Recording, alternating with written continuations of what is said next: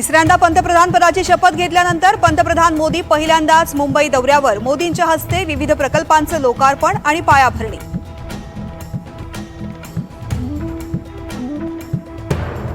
विधानसभेला 288 उमेदवार पाडणार जरांगे पाटलांचा सरकारला इशारा। थोड्याच वेळात जरांगे पाटील छत्रपती संभाजीनगरात दाखल होणार।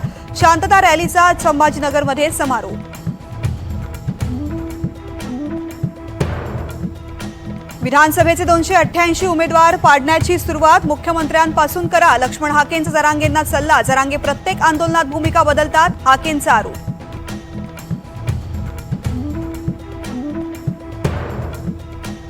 विधानसभा निवडणुकीच्या तोंडावर गृह विभागात फेरबदल होण्याची शक्यता। महत्त्वाच्या जिल्ह्यांचे पोलीस अधीक्षकांची बदली होण्याचे संकेत। छत्रपती संभाजीनगर, सोलापूर, धाराशिव, अहिल्यानगरचं नाव चर्चेत।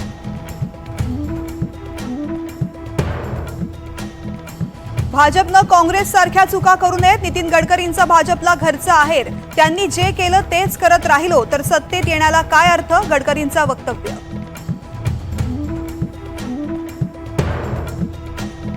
विधान परिषदेच्या विजयानंतर उपमुख्यमंत्री अजित पवार दिल्ली दौऱ्यावर। अजित पवार आणि अमित शहांमध्ये 25 मिनिटं चर्चा झाल्याची माहिती।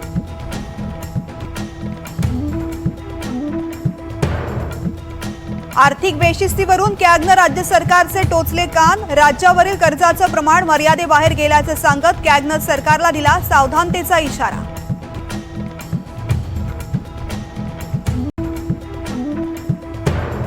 घाटकोपर होर्डिंग्स प्रकरणी एसआयटी कडून आरोपपत्र दाखल। आरोपपत्रात 2 IPS अधिकाऱ्यांचा जबाब। GRP आयुक्त शिवसे जबाबदार असल्याचा खालिद यांचा आरोप। अलिबागच्या जिल्हा सरकारी रुग्णालयाच्या सर्जिकल वॉर्डमध्ये शिरलं पाणी। पाण्यातच रुग्णांवर उपचार सुरू असल्याची माहिती।